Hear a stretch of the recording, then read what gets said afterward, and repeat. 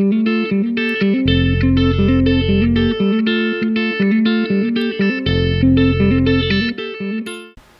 pensamento de Freire está presente e vivo e bastante atuante, principalmente porque as dificuldades, as lutas e os objetivos que a pedagogia freiriana se propõe continuam existindo e continuam oprimindo um grande número de pessoas. Então, a pedagogia freiriana e a proposta de educação freiriana como um instrumento pedagógico de luta pela construção da consciência crítica, continua existindo e vigente na mesma medida em que continuam existindo e que continua vigente diversas formas de opressão, de exploração e de luta entre os diferentes grupos e classes sociais. Nesse sentido, mas é claro que a conjuntura mudou, né? A situação social, política e cultural mudou muito. Nós vivemos uma situação de muita complexidade hoje, né? Nós vivemos também diversas ondas de ataque e de desmonte de direitos sociais e políticos, como com o neoliberalismo, por exemplo, na década de 90. Então isso tudo, essas novas realidades e essa nova conjuntura fazem com que Paulo Freire, embora vigente, precise ser reinventado. E essa é uma ideia importante que Paulo Freire sempre difundiu e pediu aos seus admiradores, né, de que ele não fosse imitado, mas que ele fosse o tempo todo reinventado. En cada una de las actividades diarias que realiza un docente en la educación popular de los pueblos, está presente una frase importante de lo que significa Paulo Freire para la educación en América Latina. En mi país, por ejemplo, consideramos que está presente en aquella actividad que realizamos los docentes cuando asumimos un compromiso verdadero y equitativo del deber que tenemos para con la educación de los niños y jóvenes. Freire resulta universal desde el punto de vista de que, pese a que su producción intelectual está cumpliendo 50 años, en realidad se mantiene vigente absolutamente por el estado de cosas en nuestra América Latina. Sigue siendo necesaria una educación liberadora, una educación en contra de la opresión y a favor más bien de los oprimidos, ¿verdad? Por las garantías democráticas en América Latina. Yo creo que hay que recrearlo en nuestras prácticas, ¿no? Muchos aspectos del pensamiento de Paulo Freire no se pudieron concretar en proyectos concretos, en prácticas concretas, y en este momento histórico que está viviendo América Latina particularmente, creemos que tenemos en el pensamiento de Paulo Freire un acervo político ideológico muy fuerte que lo debemos traducir en políticas que guíen nuestras acciones y nuestras prácticas. Por lo tanto, como muchos otros pensadores de América Latina que aportaron desde el trabajo comprometido y militante, hicieron importantes aportes a la construcción del campo popular, tenemos allí muchos elementos que lo debemos traducir en políticas y en prácticas que un poco sean expresión de parte o una parte de expresión del proyecto político a reinventar, a reorganizar y a crear por parte de los distintos actores de los pueblos latino-americanos. Entendo que o pensamento do Paulo Freire ainda é muito presente, muito atual, atualmente e na vida de todo educador. A necessidade de que tenhamos efetivamente uma educação libertadora, para que nós possamos construir efetivamente uma sociedade melhor, mais justa, com mais liberdade, com mais direitos sociais e justiça social. Essas são realidades, as novas tecnologias são realidades que estão postas e que não é possível contornar nem evitar, né?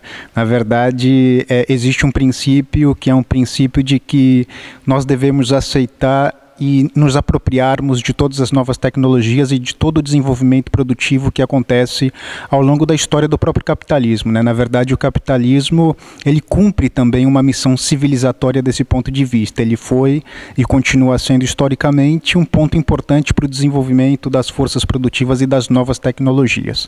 É claro que existem tecnologias que são tecnologias que fragmentam, que são tecnologias que dividem, que são tecnologias que individualizam, né? São tecnologias que servem para individualização e para o individualismo e não para a construção de solidariedade. Essas são tecnologias do poder dominante e do poder opressor. Algumas delas não nos serviriam, digamos assim. Por exemplo, o que Paulo Freire chama de método bancário de educação. O método bancário de educação é um método que individualiza, é um método que separa, é um método que constrói individualismo, né? Agora existem outras tecnologias que são possíveis de nós utilizarmos e que a gente precisa utilizar. Por exemplo, a internet, a conexão mundializada das pessoas por meio da internet pode ser uma ferramenta importante para a construção de unificações e de agendas em comum, para fazer mobilização, organização e luta. Las nuevas tecnologías en realidad son un reto para cualquier educador en América Latina, porque sí es cierto que la tendencia es a, por la influencia mediática, etcétera, a sacar al estudiante,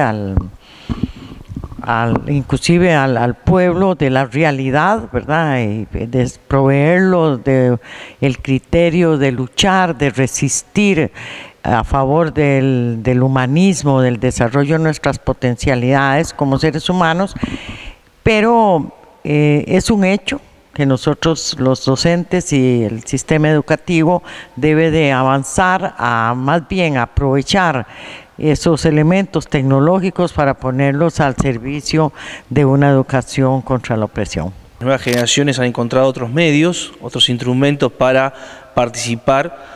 La clave allí es que sea una participación organizada, con ciertos rasgos o con ciertas reglas que aseguren una verdadera construcción popular y democrática, y no podemos ver en los medios masivos y particularmente en la TIC como un enemigo en contra de esa participación. Por lo contrario, hay que potenciarlo y traerlos a agregar a lo que pueden ser los métodos clásicos de participación un elemento más que contribuya a ampliar esos marcos de participación concretamente. Bueno, los sindicatos tienen como función específica defender los derechos y conquistas sociales de los afiliados, de los trabajadores, en este caso los trabajadores de la educación en todos los pueblos de América Latina. Eso es un eje primordial. Lo que sucede es que de repente existen políticas neoliberales implantadas en los países que obligan a los sindicatos a pegarse a ideologías políticas para compartir con el gobernante, con el diputado, con cualquier persona en el poder, y de esa manera los sindicatos pierden la vigencia y la capacidad de convocatoria que debería de tener para poder implementar el tipo de expresiones y manifestaciones que Paulo Freire expresa en su conceptualización como la educación popular. Gostaria, entendo que todos os sindicatos dos países da América Latina, dos docentes, tivesse uma leitura mais atenta e mais frequente de Paulo Freire, porque se nós assim o fizermos, com certeza teremos mais resultados e uma melhor sociedade. Yo parto del criterio del sindicato como una instancia de lucha por los derechos de los trabajadores en general, del pueblo, pero necesariamente también tiene que ser un instrumento buscando equidad, justicia, para la gente que nosotros trabajamos, en este caso los alumnos y los padres de familia, que son parte de ese pueblo. En ese sentido, los sindicatos deben de ser vasos comunicantes que coadyuven en el proceso.